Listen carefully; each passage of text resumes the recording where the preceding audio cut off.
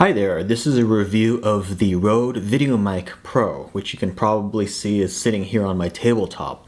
I'll tell you exactly how I have this set up, but I've got it set up with a mini tripod and then an extension cable going to my Canon 5D Mark II. I think that provides better audio for videos where you're doing product demos or voiceovers or narration.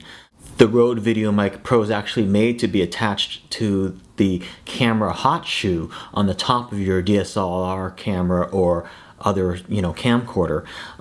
However, that's great for when you're shooting video and you want to record what you're shooting, because you're looking in the same direction that you want to record, from.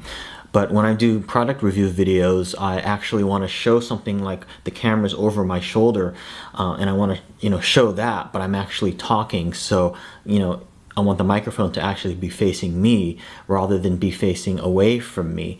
And the Rode VideoMic Pro is a pretty directional microphone. It's a shotgun type microphone. So it's going to record what it's pointing at more and a lot better than sounds around it. So this kind of setup for product demos and narrations and voiceovers is really good, and I'll get into a little bit of detail about exactly how I have this set up. But first of all, I just wanted to talk a little bit about the Rode VideoMic Pro itself.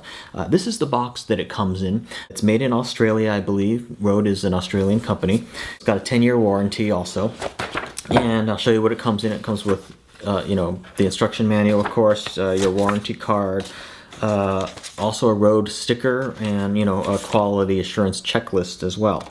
So relatively simple.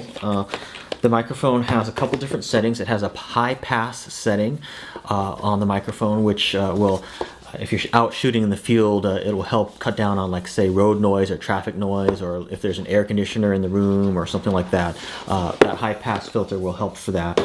It's also got a 20 dB gain switch on it as well, which I understand helps for certain cameras, like a higher level input on the microphone input than other cameras, so that'll help in those situations. It'll also help you record things that are further away from your camera when you're out shooting. That works quite well as well. My current setup right now, I'm recording this on the Canon 5D Mark II. I've got it on auto. For the audio, I've got it on auto. So the auto level the camera will automatically adjust in terms of the level. And then I've got the Rode VideoMic Pro just turned on regular mode. So the high pass filter is not on, nor is the 20 dB gain. So it's just on the standard settings. And I think it sounds pretty good. It certainly sounds much better than either the built-in camera or having the Rode VideoMic Pro attached to the camera, because I'm a good maybe 6 feet away from the camera right now. So it just gives a nicer sound having it closer to me.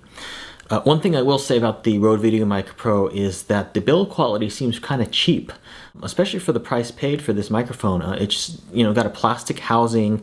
The cord that comes out of it, the microphone cord, is just real thin feeling, and so the build quality on it, I think, is kind of iffy. That said, it does come with a 10-year warranty, so that's a plus. But compared with the prior version, I think the cable on this version is worse. The Rode VideoMic, I thought, had a better cable. It was kind of a coiled cable, which I thought was much better. That being said, the Rode VideoMic Pro has a better mounting system in terms of shock absorption. Also, that's another thing I forgot to mention. Inside the box is also a couple of extra rubber bands too. It uses a rubber band sort of mounting system to prevent vibration and stuff, to prevent you hearing knocks and bumps and stuff like that on your audio. So the Rode VideoMic Pro has a better setup in terms of that, in terms of vibration dampening and the mount system. Also, it's a much smaller microphone than the original VideoMic. The original VideoMic just was way too big to attach to a small camcorder or a DSLR. It just looked a little bit too big, whereas this one has a much better form factor and look to it. It's just much smaller, yet the audio performance, I think, is equivalent. So those are some differences between the original Rode VideoMic and the Rode VideoMic Pro. Now, as I mentioned, I've got this set up on my table here, and let me talk a little bit about what I have and how I'm setting this up and how I've done that. I've got the Rode extension cable, the microphone extension cable. It's just a microphone extension cable, and it's attached to the microphone, and then that's going all the way back to my camera, and I believe it's a 15-foot cable if I'm not mistaken. So that's attached to the camera microphone input. And then I have here just a real cheapy a camera tripod, just a small tabletop tripod. You can use any tabletop tripod or any tripod really. You can even use this, Joby tripod, for instance, if you have one of these, or you can use a light stand even. And then a key component to this is I have an adapter that screws onto my tripod, and then on top of that, it has a cold shoe mount, which is made for, speed lights or camera flashes. Any camera flash or speed light can attach to that cold shoe mount. So that enables me to attach the Rode VideoMic Pro to it. So, it works quite well.